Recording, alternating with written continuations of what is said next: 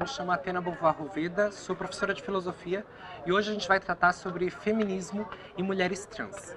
A primeira coisa nesse módulo é a gente discutir sobre conceitos iniciais a respeito de gênero.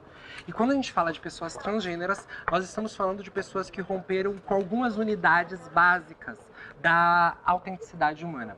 Quais são elas? Primeiro, o nome. Segundo, o corpo. E terceiro, toda a relação social com a família e sociedade.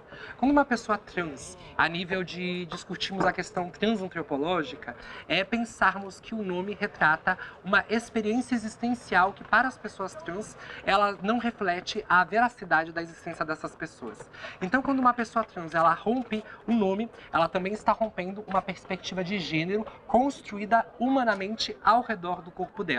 Quando um corpo, na nossa sociedade, nasce com um pênis, toda discussão ao redor da existência daquele corpo é de que é um corpo de um homem.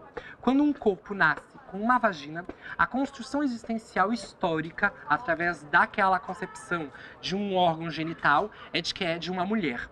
Quando uma pessoa trans, ela passa pela experiência do seu nascimento, não somente do nascimento biológico, mas do nascimento existencial, e percebe que existe uma relação de problemática em relação ao próprio corpo, ela começa a desestabilizar esse poder entre o conceito cultural histórico, da relação em que Michel Foucault, por exemplo, vai nos dar de biopoder, e a própria construção da sua ontologia existencial, que é como ela se sente dentro daquele corpo. Quando uma pessoa, portanto, rompe o nome, rompe o gênero, ela rompe também a história daquele corpo biológico. E essa história, ela é refletida nas relações sociais, inicialmente na família. Por exemplo, mais de 80% das pessoas transgêneras no Brasil, elas não têm contato ou apoio da família. Segundo, a gente tem 75% das pessoas transgêneras do Brasil sem formação fundamental no ensino primário de educação brasileira. Terceiro, 92% das pessoas transgêneras, elas tendem a estar vinculadas ao trabalho da prostituição. Isso nos faz entender que essa espécie de marginalidade existencial com que as pessoas trans elas acabam sendo colocadas e destinadas, uma das nossas maiores lutas é tentar evitar com que o único destino dado às mulheres transgêneras e aos homens transgêneros e às pessoas não binárias seja a da prostituição. Quando nós percebemos isso, a gente percebe que o vínculo com a prostituição, ela também é uma espécie de castigo e de isolamento das pessoas trans, exatamente por elas deslocarem o biopoder social em relação ao corpo. Quando Simone de Beauvoir vai publicar o livro O Segundo Sexo, ela publica numa perspectiva filosófica. E essa perspectiva filosófica, ela é exatamente para dialogar sobre o conceito de mulher. Quando a gente fala de filosofia, dita como a mãe de todos os conhecimentos científicos e epistemológicos, a gente está lidando exatamente com a ideia filosófica de construir conceitos. Então, quando nós tratamos de o que é homem e o que é mulher, o que é masculino e o que é feminino, o que é um corpo com pênis e o que é um corpo com vagina, quais são os critérios que nós vamos utilizar para definir quais são as identidades pertinentes a tais e quais corpos, nós estamos falando de um processo filosófico. E conceituar na natureza não significa tão somente dar nome, significa também dar um destino prévio àquela experiência existencial da coisa ou do nome objeto ser humano. E nesse quesito, quando nós falamos de homens e mulheres, nós estamos trabalhando em 3 níveis conceituais de existência epistemológica, que sejam o corpo na anatomia fisiológica da parte do órgão genital, ou seja, é importante pensarmos sempre a ideia histórica de que o homem ele parte dos testículos e do pênis e de que a mulher parte dos ovários e da vagina. Segundo, a parte hormonal, testosterona, progesterona e estrogênio. E a terceira e última, a parte genética, os cromossomos, o XX e o XY. Portanto, quando a gente vai trabalhar essa ideia, a Simone de Beauvoir, ela faz de um processo filosófico muito grande a respeito de como entender esse conceito de mulher e por que o conceito de mulher é tão aprisionado à biologia do ser. Isso faz com que haja uma espécie de prisão, ela vai dizer. E quando ela fala a respeito dessa prisão biológica, ela está citando exatamente essa ideia de que a mulher ela está envolvida pelo órgão genital, pela vagina ou pelo órgão de reprodução sexual, que é o útero.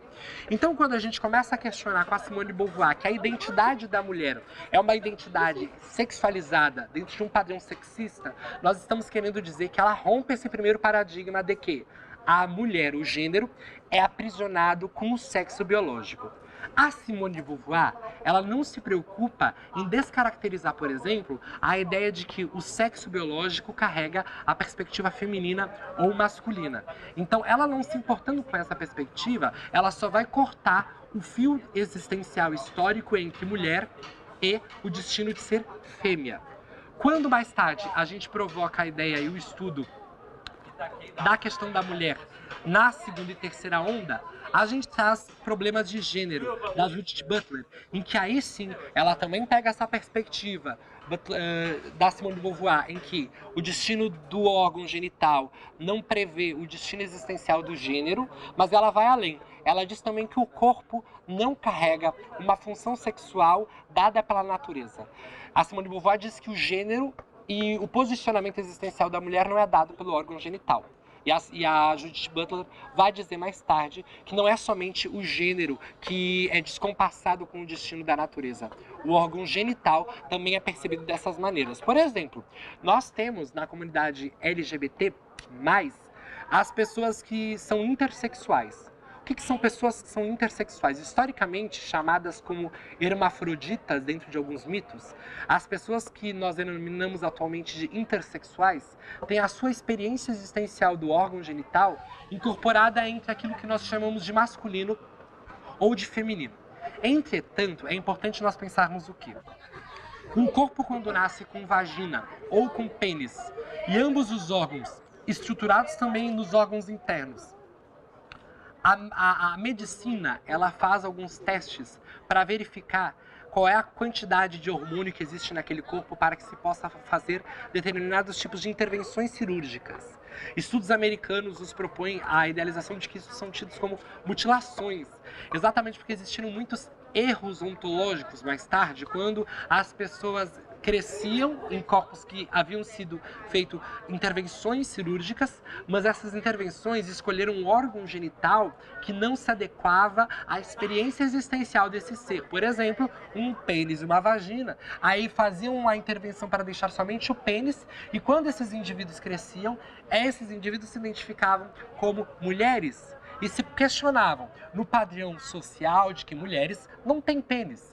E aí depois descobriam que haviam nascido com ambos os órgãos genitais. Percebam que eu disse órgãos genitais, exatamente porque criar-se corpos, entre aspas, essa criação social de que um corpo com pênis é um corpo masculino e um corpo com vagina é um corpo feminino, é um dos entraves que a gente tem em relação a essa questão.